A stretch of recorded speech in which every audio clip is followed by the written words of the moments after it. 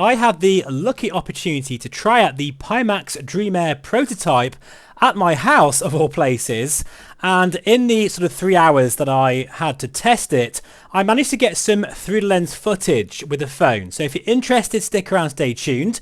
This video is proudly sponsored by FS Academy because they have a new range of mission packs available for MSFS 2024 called Interceptor, and these are from a real world pilot and have all sorts of challenging missions. And let me tell you, it's very rewarding when you get the opportunity to learn something new. So all of the links for FS Academy will be in the description below, and keep checking on their website because they could have a Black Friday deal. So the Pimax Dream Air is Pimax's flagship small form factor 4K Micro OLED VR headset.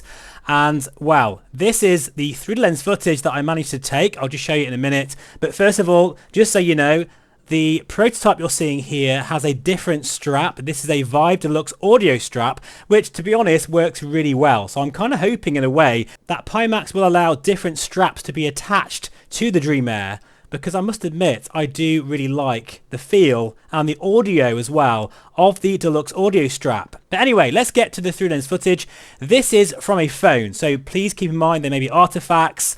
You know, I'm no specialist when it comes to through lens footage, but this is the Vision Jet. I did show a little bit of this previously, but this is the full through lens footage, and it also showcases again the special magic of Micro OLED, especially when looking at the sky. Those out there that hate mirror like me, and particularly being a flight simmer, you tend to look at the sky quite a lot. Well, look at this. There is not any blemishes, no artifacts, no mirror, no nothing, and the view of that beautiful blue sky and fluffy clouds, it is completely uninterrupted. It doesn't feel like you're looking through a panel. That's kind of what I feel with the Megan X, but I must admit with these better optics, because let me tell you, the lenses of the Dream Air are very, very good. Really make a difference to the sharpness and overall eye comfort. So I think personally, because I have done some through lens footage before with different headsets, and again, I'm not very good at it if I'm honest, but with the Dream Air, it's actually really easy to get decent footage, and that says a lot in itself. Look at the sharpness of this through lens footage. It's absolutely photo real. It is so sharp and beautiful, and you can see the edges don't blur as badly as other headsets, particularly with aspheric lenses as well, not to mention even pancake lenses of other Micro OLED headsets like the Big Screen Beyond, which is very good, but I've got to say I think the Dream Air really makes a difference in terms of how it looks when you're in the eye box. Now don't get me wrong, there is still a sweet spot and it does get a bit blurry to the sort of 10 to 15% of the display, but honestly you're not going to worry about that because these are without question the best VR visuals I've seen to date, and to think this is only a prototype as well. There is a few things that I don't like at the moment, but this again is a prototype. The first was the brightness of my test. The Dream Air seemed quite dim. Now I've been rest assured, not only by Pimax but other content creators that have tried this, that the brightness is actually really good. I think I just got unlucky with the firmware, which had a bug during my test, which I'm using right now, and as you can see it still looks amazing. Also, there is a bit of colour fringing or brown tinting on the edges of the display. This could be mitigated by getting closer to those lenses. This is a bit of a trade-off with Micro OLED, so expect to see it a little bit every now and then, perhaps on a white background. But even in a scene like this, and I don't think it's showing on the through lens footage at all, later on, in fact I'll show you it now, I tried to take some through lens footage of the edges of the lenses, which in theory should look pretty damn blurry, but as you can see it still looks really good, and that is thanks again to that really nice sweet spot.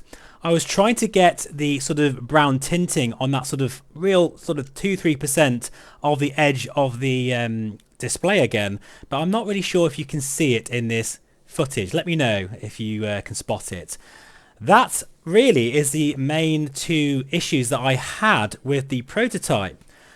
As far as the actual eye comfort, it felt fantastic through the different binocular overlap settings and field of view settings that I tried. But of course, I don't know how it's going to be in a long session. So even though I do have a nice discount code and affiliate link to buy the Dream Air, I've said this in my other videos, maybe wait until I've got the final production unit, because things can change.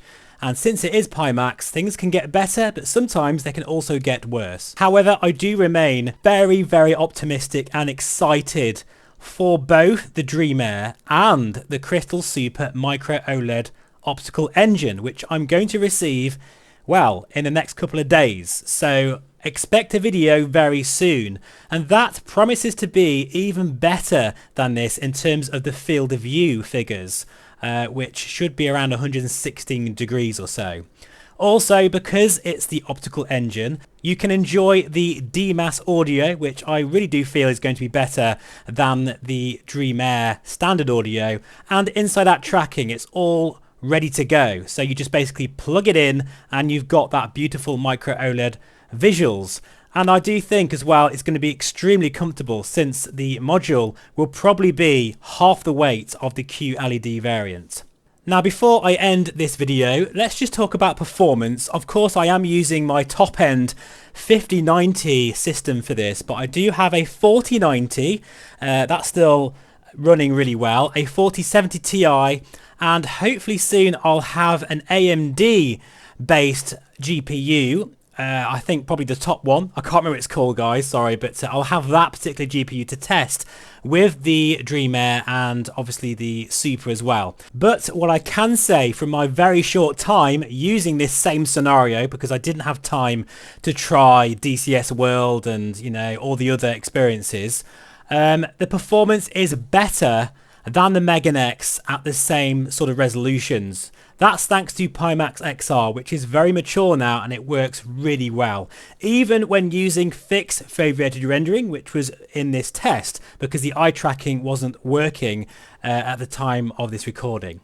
So yeah, lots of things to think about, and of course I will have my first impressions of the Crystal Super Micro OLED optical engine very soon, so stick around, stay tuned for that. But for now, thanks for watching, and I'll see you again very soon.